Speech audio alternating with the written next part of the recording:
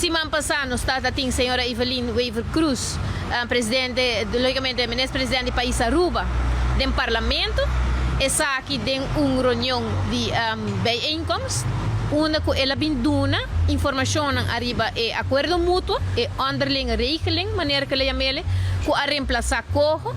Pero não somente ribe tópico aqui, pero ela bimbisa parlamento também, que Holanda, de caso aqui,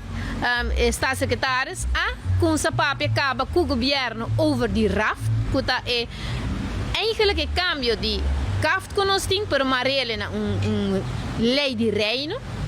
e aqui trobe parlamentário não depois de o ministro-presidente por arriba a palavra, parlamentário não por duna feedback, e de minha banda, e seguro de banda de minha fração, minha saco, minha carga, essa aqui também. E nós ano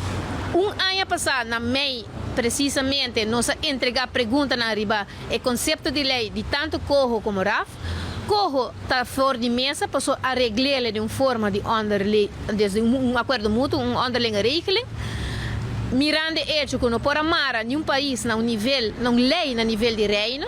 e também é contenido de lei. Pero mesmo costa conta para a lei de RAF também. Para sobre na final de dia, ora boleh ser lei, e motivo não principal para que nós como parlamentário e fração de MEP não para o contenido, está hecho que botamina é parte que nós tinha direito de bagele para controlar o governo, primeiramente, segundo nós, logicamente, nossa Constituição. Botinho bypass isso aqui, botinho bypass parlamento para diferente ponto, motivo,